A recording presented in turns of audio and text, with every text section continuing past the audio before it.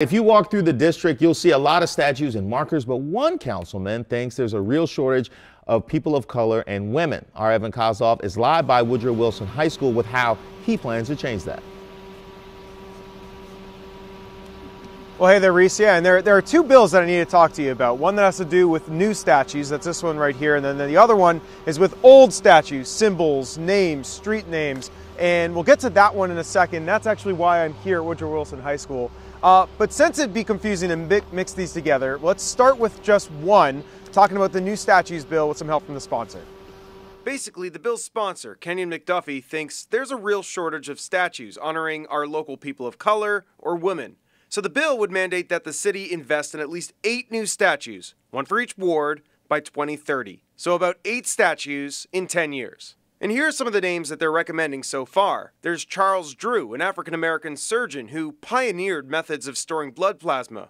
Rose Ishbel Greeley, a native Washingtonian who made a name for herself in architecture. Mary P. Burrell, a 20th century playwright and educator.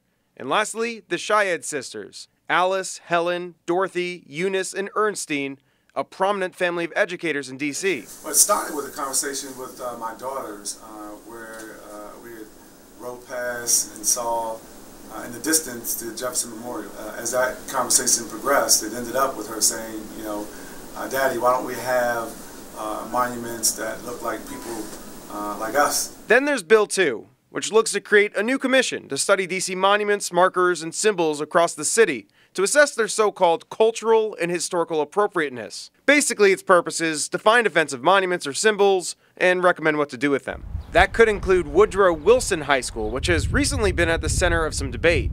Some students and community members want to change the name. Their argument is that, yes, the namesake was a president, but he was also a staunch supporter of segregation. I think we should celebrate some people who've left a mark on this city and across the country as well, who happen to be women and minorities. It's something that perhaps should have been done a long time ago. All right, so obviously it's worth noting that that commission, if created, would only be on local statues, local symbols, so no, they can't go tear down any federal statues around here in D.C. As for whether Woodrow Wilson High School would actually be considered, we'll just have to wait and see on that. Reese, send it back to you. You know, that's an interesting dichotomy, Evan, because it's the nation's capital, so obviously there's some federal statues that need to be represented when people come and visit the city. At the same token, I feel like locals should have a very strong voice in determining what kind of statues they look at every day. Now, for more information on the story, make sure you head over to our website, WUSA9.com. Right now,